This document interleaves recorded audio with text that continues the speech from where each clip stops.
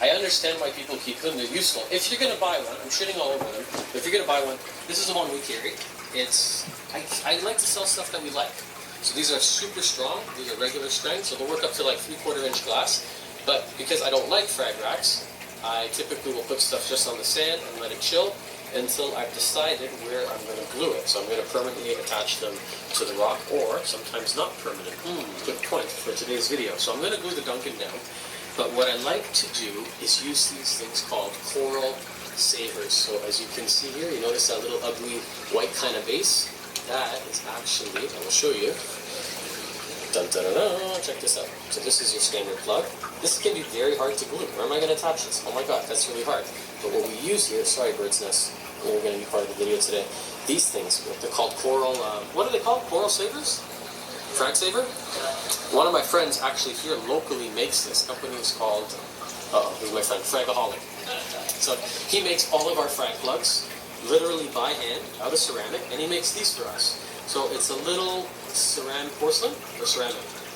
It's reef safe, whatever it is, it's not going to leach phosphate in your waters. And basically, you put it down, as so, and then you have a nice place to put your coral. And it will sit in there. It's going to change color over time, so as you see here underneath the leather, check out underneath the toadstool. Aha! You can't even notice it, because as it becomes purple, over time, it just ends up looking like a piece of rock. This is kind of unsightly, doesn't look nice, but that bird's nest is going to grow incredibly fast if I'm doing what I'm supposed to be doing. It's a very, very fast growing coral, and I don't want to commit fully to putting it glued on the rock. You saw maybe my Halloween costume for this year, commitment. I have a problem with that.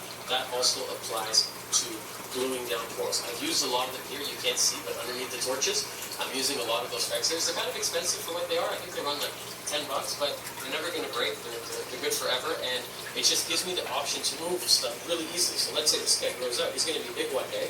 I can easily just pick him up, and I can move him somewhere else in the tank. So it gives it a stable home because it's heavy. It's not going to flop over, and it makes everything mobile. So I really, really like to use those.